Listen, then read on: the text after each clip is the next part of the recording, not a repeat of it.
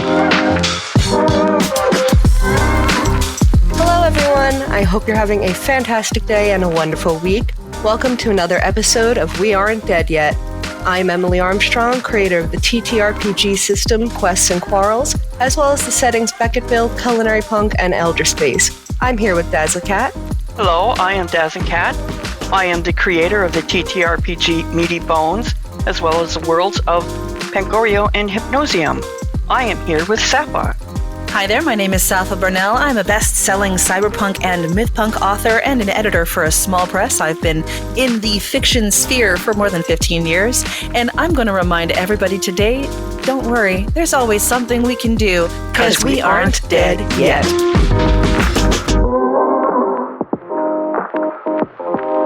Today is all about defining one-shots. In order to get right into the action, we'll be skipping our news segment today. So, what is a TTRPG one-shot? In this episode, we're going to be defining exactly what that is and how it differs from your typical TTRPG adventure. And we'll also be exploring the reasons why GMs and players want to play them. Through this 5-part series, you'll be learning how to make a setting, how to create characters and plots, and how to integrate that all into a single one-shot with game mechanics and a world build. So first, what is our definition of a one-shot? A one-shot is an adventure that runs start to finish during one play session, which is when the players and GM play a game in one sitting that usually lasts between 2 to 4 hours. Now, back in the day, these sessions could be 8, 12 hours. Back in the day, there was no internet. There weren't even mobile phones. You just wrote down the number of whoever house you were going to. You went over there, you packed a bag, you stayed there the whole weekend. That's all you did. You only took breaks for meals or whatever to do whatever. Generally, we'd bring the family over. It'd be a weekend. The kids would have like tents in the backyard. You throw them out there with a bag of marshmallows, and some chocolate bars, and we'd play. And the kids would come in and they want to play all the monsters so they can make all the monster sounds. It was just nonstop. That's all we did. It was just the whole weekend was nothing but D&D. And just like we were, as our players were getting together to work things out, we were like, as people, we were working out the logistics. Okay, we got the kids. Oh, wait, we got to take somebody. Okay, we need to get more food. Hey, I got to go take a beverage run. Yeah, it was like that. It was all in, total immersion into the D&D or whatever game we were playing. Palladium. Hey, we played some Palladium back then. Played GURPS a few times. I mean, hey, we had to try stuff. We played the Star Trek one, which, by the way, is almost as old as GURPS and D&D. It's one of the oldest of the games. It was sensational. It was long. But a one-shot is not that. A one-shot is just this one moment when you all sit together. Hey, let's play a game. We'll play a game. It usually doesn't last longer than it would to play a typical board game, and that would include like Monopoly. But a one-shot is generally that. The difficulty is knowing what the time frame that you and your players that you're making this game for are going to last. How long? What's a typical session for your group? That's what you have to plan for. Well, we'll get into that later. TTRPG one-shot is playing one adventure during the course of one setting with your group. Most commonly nowadays, with it being online, it is between 2 to 4 hours. And it is through this one finite tale in which the characters only exist. That's it. They only exist for this one moment in time. The adventure they're in has a very clear ending. When it's over, it's over. There is no going back to it. And because of this, the options for the players are limited so that they can reach the end. And by limiting, I mean where they go next. They can't just like, oh, I like this guy, we're going to go here and do that. And then they never get to the goal. In a one-shot, the goal of everybody involved is to get the story to the end. Yeah, and I do think that something we need to add in here is that's something that should be discussed. Do some sort of session 0 and make sure that everybody is on the same page. This is a one-shot. Everybody is working together towards the end goal. There have been times that I've played one-shots that maybe not everyone understood that is the goal of a one-shot. You do run into some players that maybe don't entirely understand that going off on their own during a one-shot is not how you play a one-shot, we will definitely be going into greater detail about Session Zeros, and we won't just cover it in this one-shot series. When we do further series on world buildings and settings and campaigns, I would love to cover even more on Session Zero because I think they are that important. We could probably do a whole episode on setting up, running, and safety in Session Zeros for TTRPGs, but we will definitely be touching on that later in this episode. During a session 0 is where you explain what your one shot is about and what is the goal of the story. It doesn't mean you reveal what the big finale is, but you usually talk about what kind of tone or theme or mood you're trying to present to them, and they tell you if that's what they want to do or not. And you also have to express that a one shot is a time sensitive adventure. There is no room to go off and split off and do your own thing while the party is maybe following the main line. There's really effectively only the main line in a one shot. It's not a wide open world because there literally is not enough time to go expansive around the world. And what these limitations are is basically where they go next. It is up to the game master to point out that you have limitations on where you can go. You have to stay inside of your glass box. But other than that, the players are free to interact how they wish through their characters to whatever the points that the game master gives them throughout this one shot. Now that we know what a one shot is, it's time to figure out why we want to play them. Why do we want to run them? So some of the benefits of TTRPGs are introduction to new players. One-shots can serve as an introduction to TTRPGs for newbies, allowing them to learn the basics of gameplay and roleplay and etiquette without the complexity of an ongoing campaign. It's also a really good way to shake things up and see whether or not somebody even wants to explore campaigns further. Which is important too, because again, we all like different things, and that's okay. Another thing is, it's a low commitment. One-shots are self-contained adventures that could be played in a single session, making them ideal for players who can't commit to an ongoing campaign or want to try out a new game system without any long-term investment. One-shots give a sense of completion, of reaching the end of the story, of telling a very finite story and exploring those what-if scenarios. It's also a way to get some variety in and experiment. One-shots allow you to explore different game systems, settings, and genres without the need to stick with the same campaign for an extended period. It's an excellent way to try out new ideas or just be unconventional with various storylines or gameplay mechanics. It's easier to be unconventional in poetry than it is in a novel, trust me. And also it helps you with character exploration and experimentation. In a one-shot, players can create really unique characters and explore different personalities, backgrounds, and really experiment with their play styles without worrying about any long-term consequences or character development over multiple sessions of play.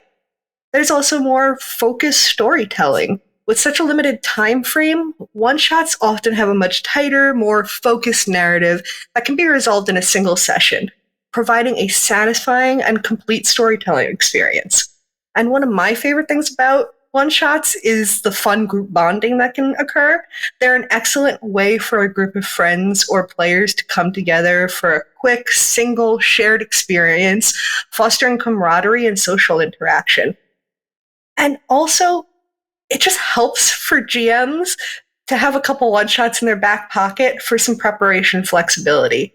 As a GM or a game master, running a one-shot can be way less time-consuming in terms of prep compared to an ongoing campaign. This just allows for greater flexibility and spontaneity in an adventure's design. Oh my God, does it save on preparation? Yeah, I assume that all GMs have at least one shot in their back pocket. I may or may not have one or two at all times. I may even have a binder. No, nothing. Just a couple. Oh, the whole binder full. What different types of one-shots can we look forward to? The many types of one-shots. One-shots are probably as varied as there are stories to tell, to be honest. But they do kind of fall down into some generic categories that we like to use. One of those is horror. This type of adventure is meant to take the players into the terrifying. Generally, you introduce the players to a seemingly safe location. Hey, let's just go. Hey, look, there's an abandoned apartment. What could possibly be in there? Where scary things then begin to happen and lead to a final confrontation, usually with a monster or something horrific. Another type is cozy. This is a type of one-shot where the players follow a non-linear path of exploration, seeking relaxation while performing diverse activity. Things are going on a peaceful quest, and these activities could include farming or potion making while they're exploring their inquisitive narrative adventure. Or they could be making hot chocolate on a slumber party in Cocoa Craze.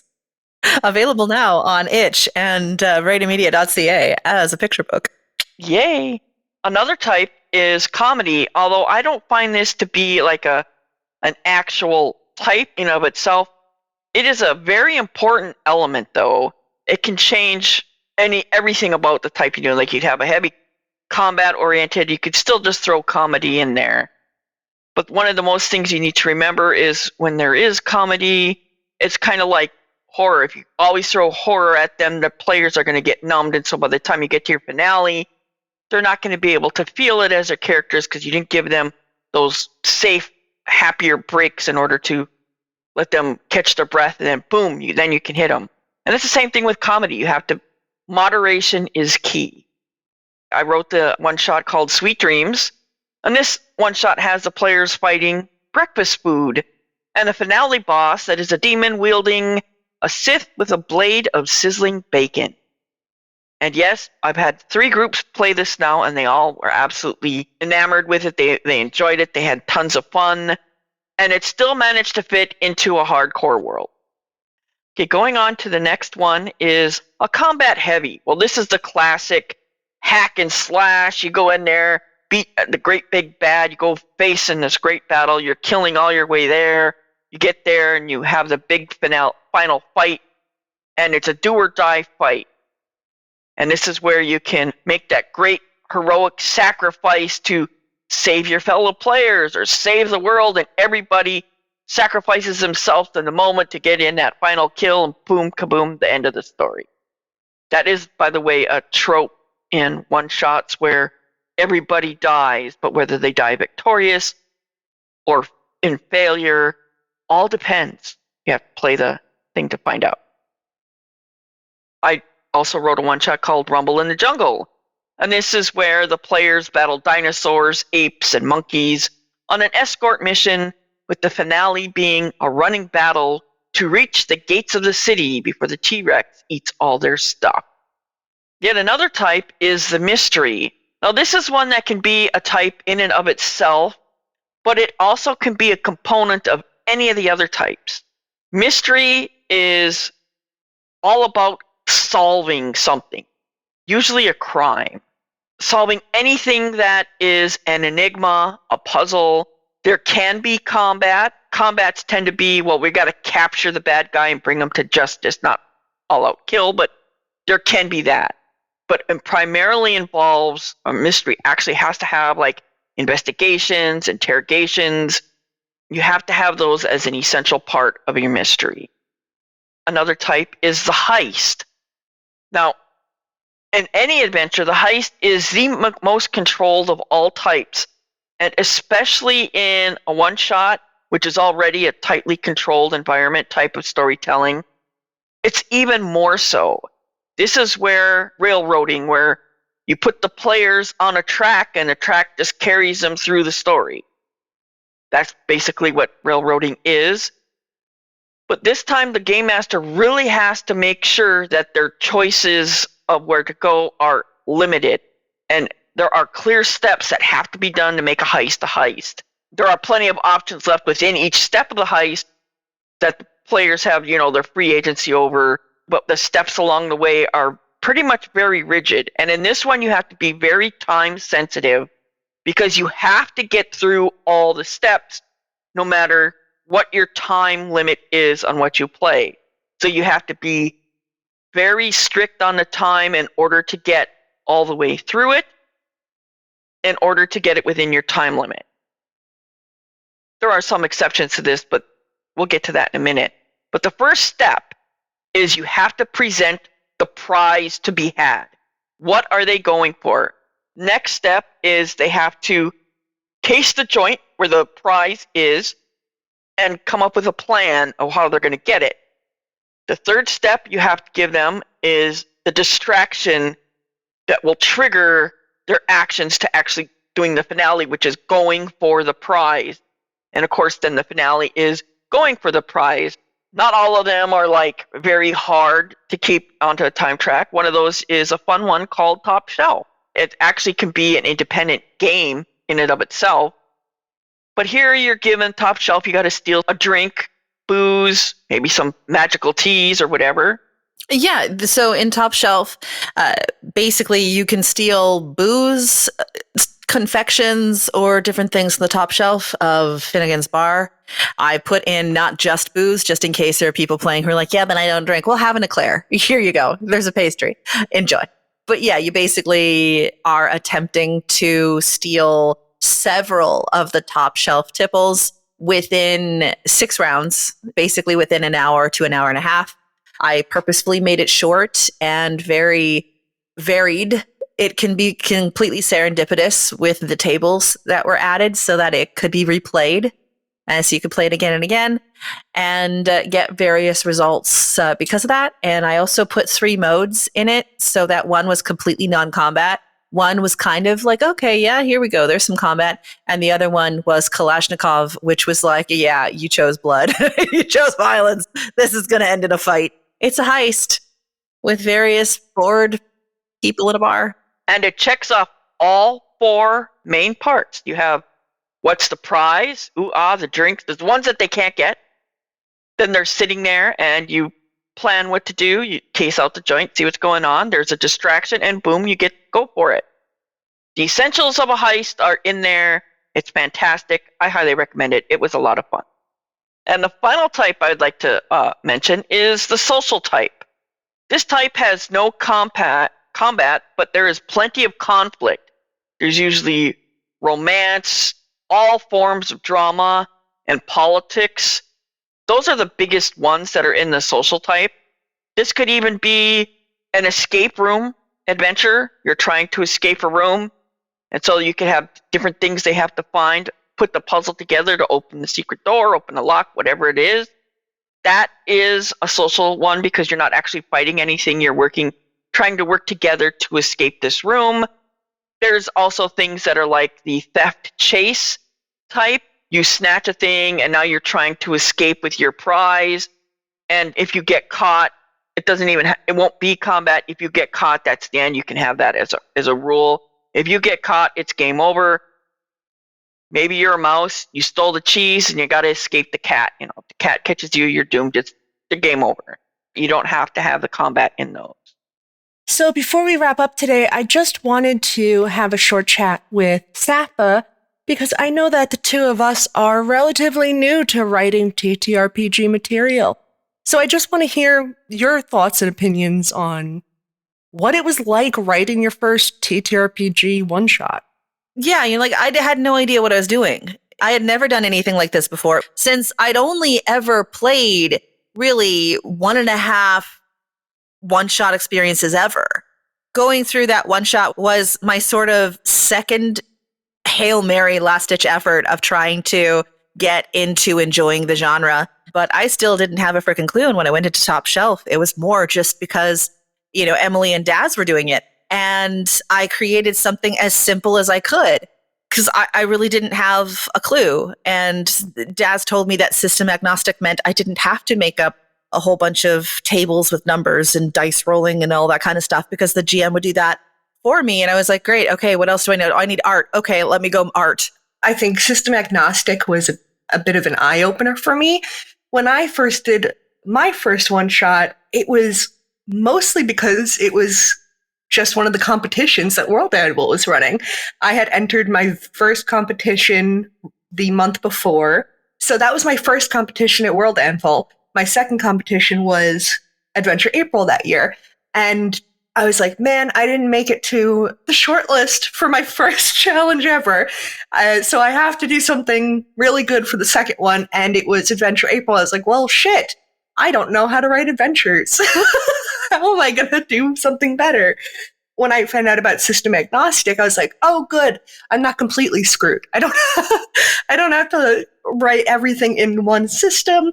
I was really, really in the dark for that first Adventure April and spent most of my time on Google, Googling how other people write one-shots, watching YouTube videos of how to write adventures and one-shots, and just hoping that it would work out. I knew I wouldn't be able to do what most people think of as a standard TTRPG one-shot. It's not the kind of adventure one-shot that you'd find on Drive-Thru RPG, but I still think it ended up being a pretty fun one-shot. I mean, it won that Adventure April, which I'm still very blown away by, and I feel weird saying that was my first time writing a one-shot and having people believe that, but that really was. I've never written TTRPG content really before then, but since then I have not let a Adventure April go by, and I have been plotting a little bit about my plans for this Adventure April. Once again, I will not be doing a standard one-shot.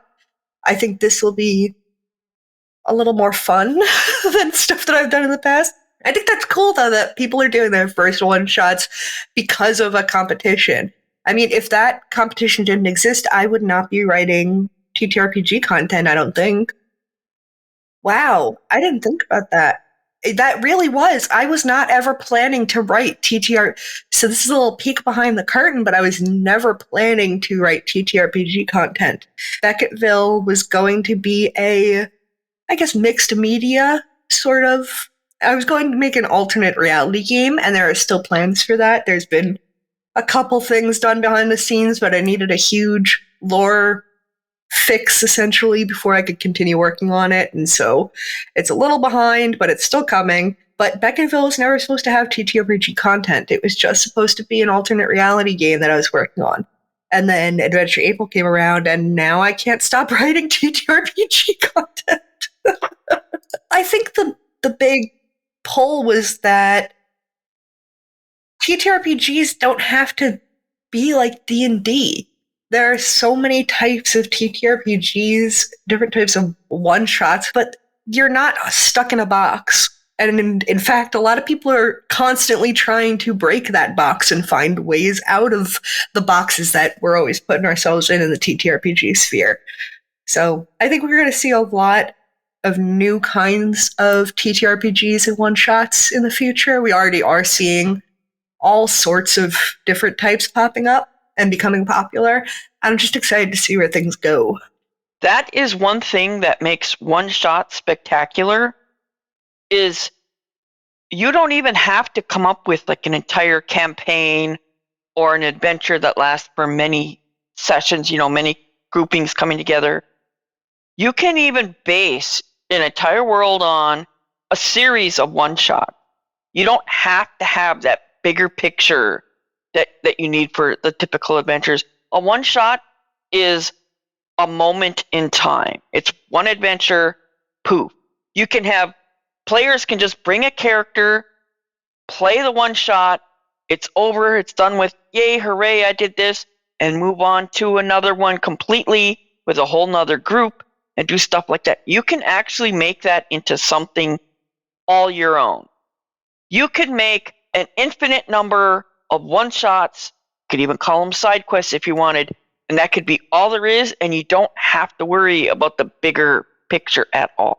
That's kind of what I'm doing with Becketville. Originally, I had wanted to create a campaign, starting with that first Beckett Sweets one-shot, and following through into your characters starting their campaign out in the neighborhoods. But last year, I ended up switching that. I was going to follow up and do another installment essentially for that campaign. But instead I switched it up and I'm kind of giving you these little snapshots into little areas of Beckerville and the weird shit that's going on in those sections. That's actually a really good way to go. That's like a writer choosing to be like a short story writer. You can put many short stories in one world. You can put many one-shots in one world. It's like snapshot adventuring. Yeah, it's like the X-Files approach. Yes, exactly. You've done it so well. Hey, you've done, what, 2 now? Yeah, I feel like I have to put out a third, right? That's the rule of comedy. You gotta go 3. It's a rule of 3. Yeah, I keep saying I'm probably not going to do a Beckerville this year, but let's be real. I'll probably end up putting out something for Beckerville this year. I really got to think. April is going to be a rough month. I don't really have time to do a lot, but we'll see what I can squeeze out. I know that there are people that are looking forward to another Beckerville one-shot, so I don't know where we'll take it. We'll see. The stuff that Safa and I do in the quote-unquote TTRPG sphere really are kind of more on the edge of like what a TTRPG one-shot is, but I don't think there's any problem with that because they're so much fun. Like you can make an event out of playing Top Shelf. Absolutely. And I knew that I wasn't going to be able to create a one-shot that was in any way orthodox to tabletop role-playing games because I've never played them.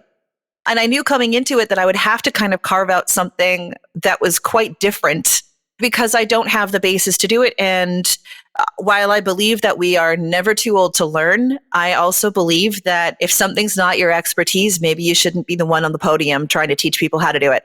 And I thoroughly admit that I know very little about TTRPGs aside from what I've gleaned from Daz and Emily through the series of years that we've now known each other. And when it came to Top Shelf, I was thinking more like, when would I ever play a game? Well, it would be on one of the rare occasions where I had enough people over to play something. Well, it's got to be something quick because we're not going to want to get into anything big because that's just going to make us bored. And it had better be something fun, not overly dramatic, not overly involved, but something fun. Well, you know what? Hey, let's steal a bunch of drinks and try not to get caught by the ghost bartender who could turn into a demon, or the Slavic lady bouncer who is very strong and fights dragons for fun. If you were going to do shots with your friends, how is one way you could do shots where you feel like you earned it? How can you earn the booze? You can earn the booze by playing Top Shelf. And that's the only thing that it was. And then, of course, I was very radically aware of the fact that not everybody is going to want to throw down for an hour or an hour and a half in some boozy party. It was like, well, okay, say if you're going to have a sugar high. Like, it's about the chocolate. And that was the thing that did happen. Conquest Publishing, gentleman within this sphere who owns a comic book shop, he had his children's education group play Coco Craze. And it was this big event, and the parents knew that the kids were going to play this one shot. And it's a one shot that was developed nice and cozy, no big combat. Like the biggest thing that would happen is they'd have to dodge dodgeballs from Lou. But for the most part, zero combat. And the whole point was for kids to learn how to work together and create the best hot chocolate ever for the one kid in the group that had never had one. And so the parents, like, they made cupcakes, they brought candy, they brought hot chocolate. The kids actually made hot chocolate. They actually like played it out with the candy kind of lined up and the whole thing. And apparently, you know, from what I was told about what happened, it was this incredible sugar high riot of childish fun. And these kids all got to work together and to make hot cocoa and eat cupcakes.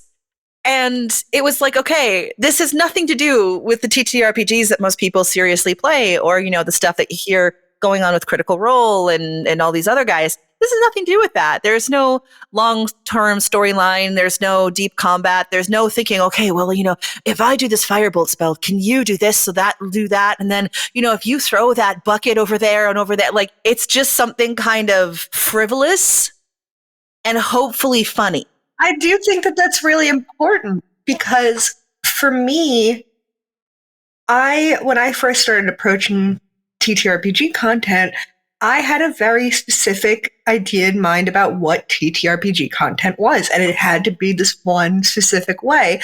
And I think Adventure April really opened my eyes to pulling it back to the title of it, tabletop. It happens at a table of some sort. It could be a digital table. And you're just role playing. That's all a tabletop role playing game needs. And as long as you have that, then it technically fits the genre. And realizing that kind of unlocked something in my brain where I was like, oh crap, this doesn't have to be what D&D is. This can be all sorts of fun experiences and events and interactive moments. There's a lot that you can do within the TTRPG sphere, and I think we're going to see a lot of people pushing those limits soon. I think 20 years ago it was probably like, it has to be at a table doing these specific rules and blah, blah, blah, blah, blah. I think it was probably a much stricter. No.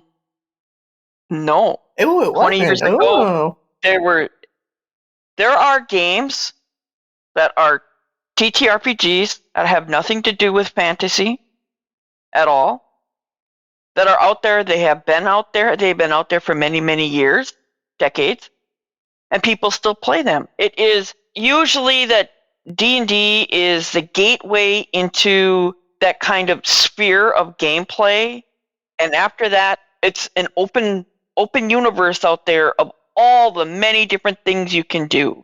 There are more TTRPGs than I could ever list in my life. I mean, I could spend a whole year making a list, and by the time I got done with that list, there'd be a whole nother list to add to it. It's a constant flow. It's most people though only get that first step into D&D, and then that's where they stop.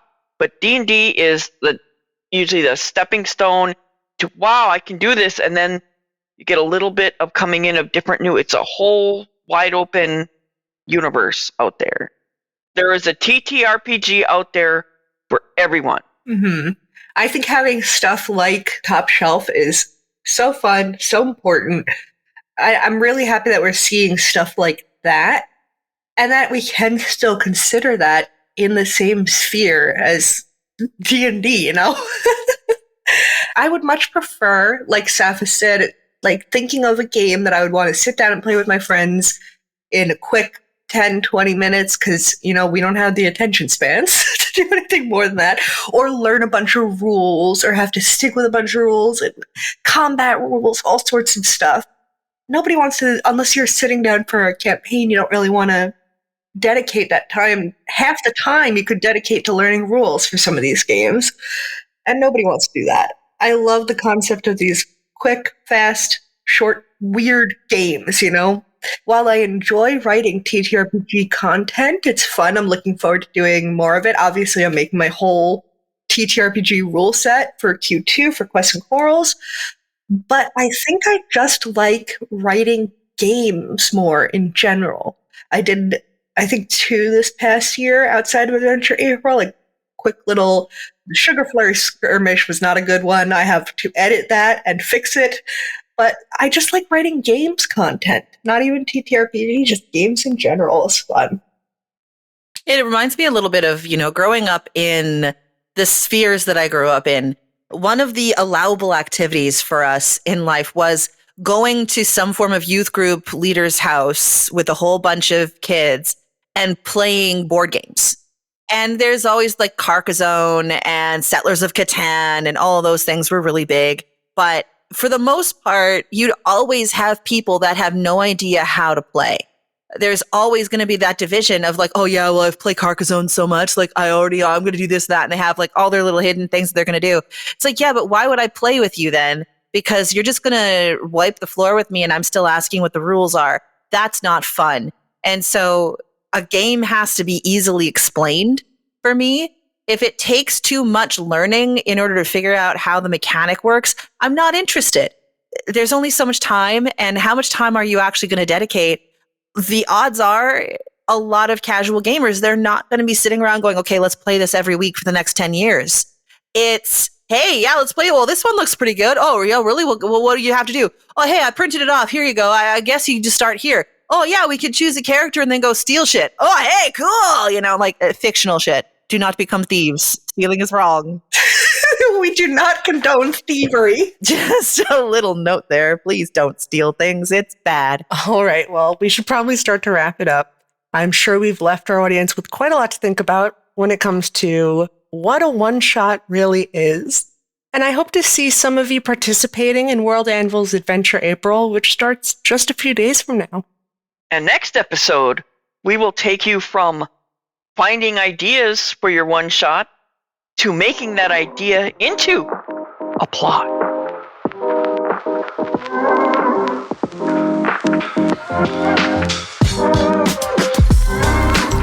And with that, all you rebels, writers, and gamers, we're wrapping up another mind-bending episode of We Aren't Dead Yet, your go-to for all things TTRPG and speculative. Stay wild, curious, and keep defying the ordinary.